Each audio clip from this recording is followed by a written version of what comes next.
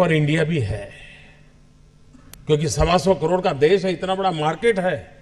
लेकिन स्टार्टअप का मतलब ये तो नहीं है कि हर किसी के पास $1 बिलियन का काम हो रहा है और 2000 लोग काम करें, जरूरी नहीं है। 5 लोगों को भी अगर मैं रोजगार देता हूं तो मेरा स्टार्टअप मेरे देश को आगे बढ़ा रहा है।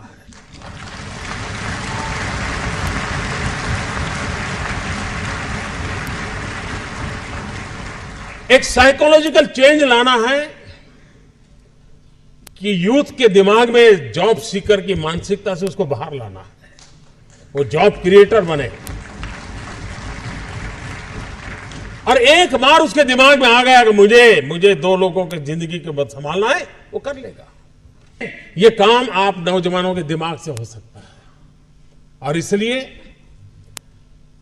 मैं जब कहता हूं स्टार्टअप इंडिया, तो मैं मान के चलता हूं स्टैंड अप इंडिया। इसके लिए मुझे अलग सोच करने की जरूरत नहीं है।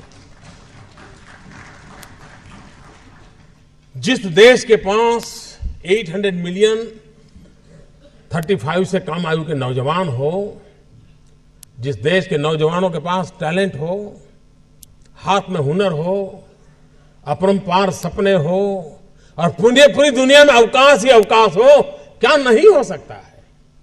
मानव जात के लिए चुनौतियां आवश्यक हैं, क्योंकि सरफरे लोग तो हैं जो तबाही करने पर तुले हुए हैं।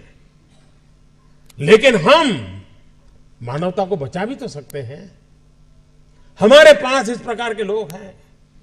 और ये भी सही है, भारत के पास मिलियंस ऑफ मिलियन प्रॉब्लम है, कोई इनकार नहीं कर सकता है। लेकिन एट द सेम टाइम मुझे इस बात का भरोसा भी है कि बिलियंस ऑफ बिलियन माइंड भी है। अगर मिलियन प्रॉब्लम है तो बिलियन माइंड भी तो हमारे देश में है। हर स्टार्टअप के पीछे कोई न कोई समस्या के समाधान का इरादा रहना चाहिए।